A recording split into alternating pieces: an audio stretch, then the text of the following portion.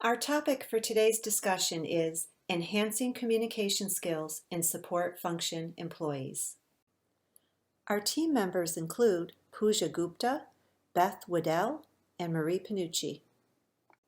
The agenda for today's discussion is as follows: a review of typical workplace scenarios reflective of real-time challenges, understanding reasons for mispronunciation and repercussions, our proposed approach represented in a flowchart, our training strategy for enhancing communication skill amongst support function employees, and finally, a review of sample storyboard sets, implementation, and evaluation plans.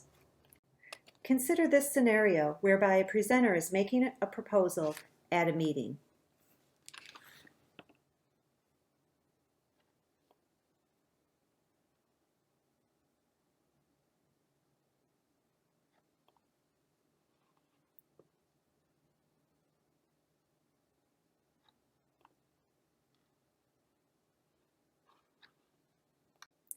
Here is another scenario in which a prospective customer is considering our company for a support contract.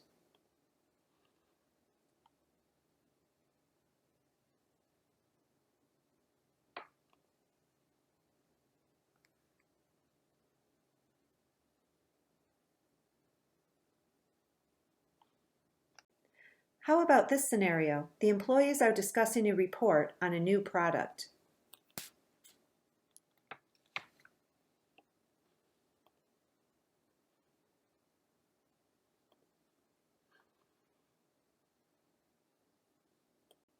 In this final scenario, an employee needs help from the IT team.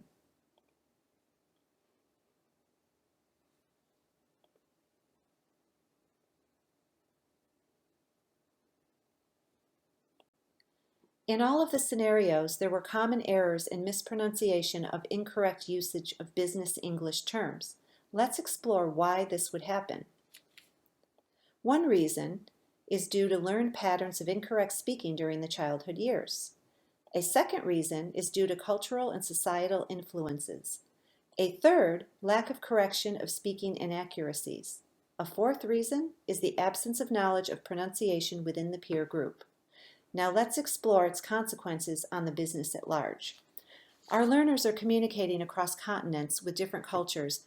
Therefore, solving this problem is imperative. If not rectified, the problem may bring the following repercussions: a decline in profits caused by the lack of communication skills among employees interacting with clients. A major fallout will be brand reputation. Communication mistakes can tarnish your brand. The first two consequences directly correlate to loss of profits and turnover. A major repercussion is the drop in employee confidence and morale, further eroding performance. Our approach to counter the problem includes 3 points of focus, each represented by one unit: prepare, another unit, practice, and finally a third unit, present. The progression flowchart depicts several events in each of the 3 units, all designed to combat the uphill task of unlearning speaking patterns, which require time and a structured plan. Our approach first prepares learners by helping them differentiate between correct and incorrect terms. We provide job aids to assimilate the differentiation and learn the correct usage. In the next unit, practice, learners will practice pronunciation of given terms in front of instructors and peers and will receive instant feedback.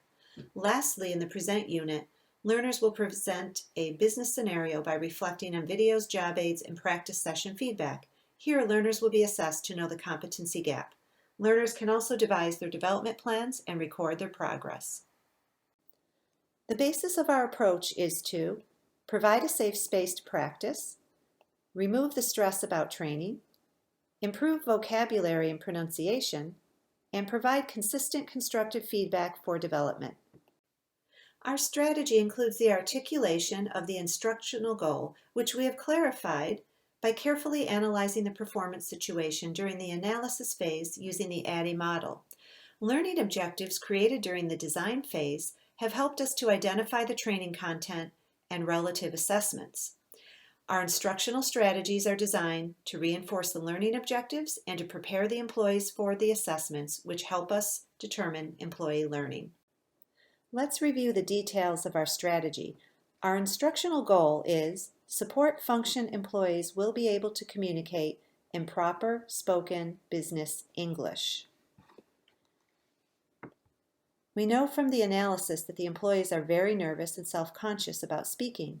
Based on the goal and learner situation, we have selected 3 objectives designed to first focus on activities using written scenarios, then moving to speaking the terms correctly. Let's take a look at the first objective, select proper business English terminology in verbal situations. It has a sub-objective, differentiate between business and colloquial language. The assessments to evaluate if the students can achieve these are first done using written scenarios, which provides a less intimidating experience at the beginning of the training. They include having the learners use written scenarios to select correct business terms and replace a given colloquial term with a correct business English term.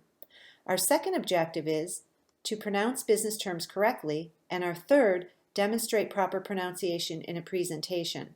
Learners participate in practice activities leading up to being assessed on giving a brief talk, about 2 to 5 minutes. Our instructional strategies highlight incremental learning, listen first, then practice, then perform, with moving from using written scenarios to speaking. We also highlight practice in a safe space, with ability to get immediate feedback in order to best support successful speaking outcomes. Here are some examples of our instruction as displayed in the storyboard sets. They are designed to support the instructional goal in incremental steps.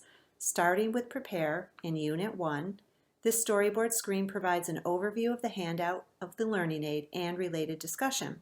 The storyboard screen for Unit 2, Practice, conveys the instructor demonstration event. The Unit 3 Present storyboard screen depicts the learner presentation event. The samples provided here represent a few screens of a larger story of our approach to solving the communication skills problem. The problem is pervasive and stressful to the various stakeholders. We believe our storyboard set captures a logical sequence for addressing the problem in a safe and meaningful way for learners, with clarity for the instructor to clearly know their role, expected outcomes for the event, and have directions to facilitate the learning.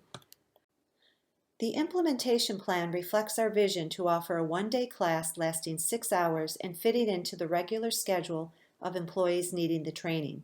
For maximum instructor-learner ratio, we recommend that an initial participant group of 15 to 20 employees be split into 2 separate sections. Multiple sections could be offered. Participants will be identified through their managers, with additional promotion through email blasts and internal newsletters. Managers could also promote the training during department meetings. The facilities will be organized to provide a safe, private space for employees to practice and receive feedback, and ultimately present a brief business presentation at the end of the final unit. The instructor is key to implementation and will be selected for their linguistics and pronunciation expertise, as well as their ability to facilitate and provide empathy and support. Instructors will receive an instructor guide containing all materials as well as answers to assessment questions.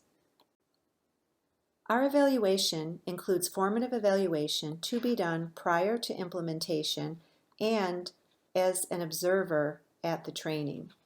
This includes expert review. An example of a formative evaluation question is the instructor demonstration an effective modeling strategy? Our plan also includes summative evaluation, whereby we provide an end of instruction survey as well as a follow-up survey.